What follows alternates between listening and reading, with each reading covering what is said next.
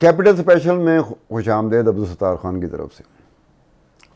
5 جولائی 1970 کو امریکہ نے 2 خطوط لکھے تھے۔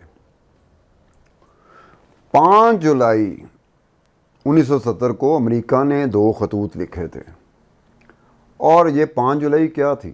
5 جولائی کو بھٹو صاحب کی حکومت کا تختہ الٹ دیا گیا تھا۔ ایک ملٹری ڈکٹیٹر نے ذوالفقار علی بھٹو کی حکومت کا تختہ الٹ دیا تھا۔ اس دن بھی امریکہ نے 2 خط لکھے تھے۔ وہ 2 خط کس بارے میں تھے؟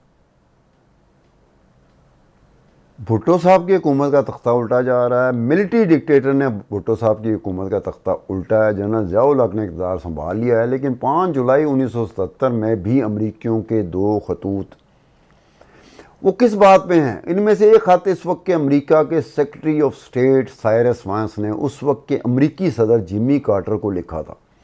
اس خط میں بھی اسی ایٹمی ری پروسیسنگ پلانٹ کا رونا دھونا تھا جس پہ امریکہ اور ذوالفقار علی بھٹو کے درمیان سالوں سال سے سخت کشیدگی پائی جاتی تھی۔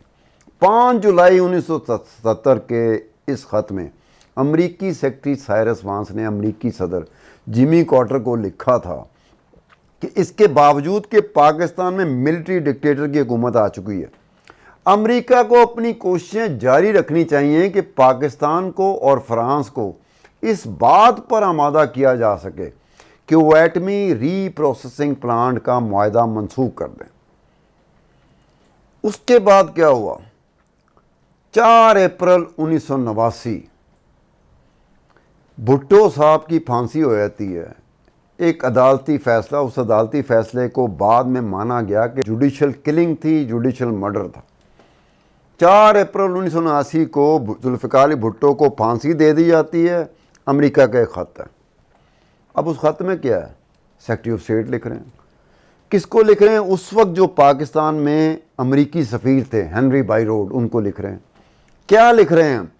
وہ کسی قسم کی مذمت نہیں کر رہے کہ بھٹو صاحب کو پھانسی، ذوالفقار علی بھٹو کو پھانسی دے دی گئی۔ وہ پوچھ رہے ہیں، سیکرٹری سائرس وانس پوچھ رہے ہیں، امریکی سفیر جو پاکستان میں تھے ہنری بائی روڈ کو پوچھ رہے ہیں کہ جناب یہ بتائیں کہ جو باقی جو شریک جرم 4 ملزم تھے اس کیس میں، ان کو پھانسی کب ہوگی؟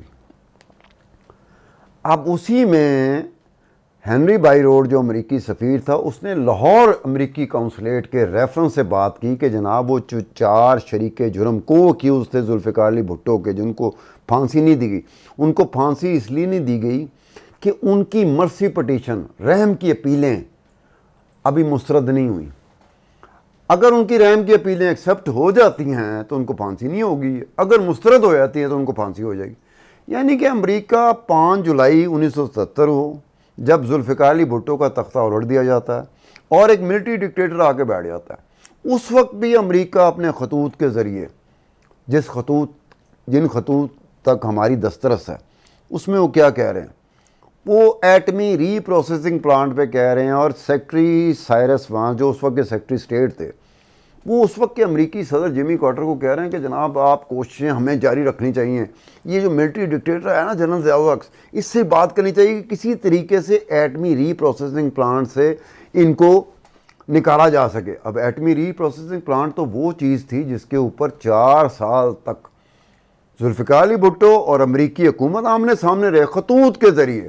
یہ ایسی بات نہیں ہے کہ میں آ کے جیب میں سے کوئی چیز نکال کے ایسے کروں، کسی نے پڑھا ہے کہ نہیں پڑھا، میں بودر ہی نہیں کر رہا کہ کسی نے پڑھا کہ نہیں ہوا، میں پڑھا ہی دوں کسی کو۔ میں تو ان خطوط کی بات کروں جو میرے پاس ریکارڈ میں ہیں، جو خطوط لکھے گئے تھے۔ اس خطوط میں بھی یہی ہے، 5 جولائی 1970 ذوالفقار علی بھٹو کا تختہ الٹ دیا گیا۔ امریکہ کو اس سے کوئی سروکار نہیں کہ بھٹو کم از کم اتنا کہے کہ یہ زیادتی ہوئی ہے، غلط ہوا ہے، یہ ہونا نہیں چاہیے تھا، کیونکہ ملٹری ڈکٹیٹر آ گیا تھا۔ اگر تو کوئی دوسری منتخب حکومت آئی تھی جس کو ووٹ پڑ گئے ہوتے، الیکشن ہو چکا ہوتا، ذوالفقار علی بھٹو ہار چکے ہوتے، اور دوسری جو سیاسی جماعت تھی یا اتحاد تھا وہ جیت چکا ہوتا، وہ آگے اقتدار سنبھال لیتا، تو کوئی بات نہیں، ان کو بلکہ خوش آمدید کہنا چاہیے تھا امریکہ کو۔ لیکن یہ تو ملٹری ڈکٹیٹر اوور تھرو کر رہا تھا، گرا رہا تھا حکومت کو۔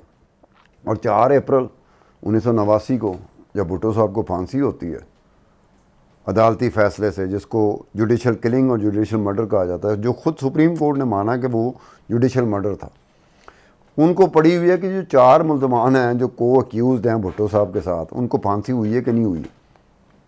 اس کے ساتھ ہی عبدالستار خان کو اجازت دیجیے. خدا حافظ.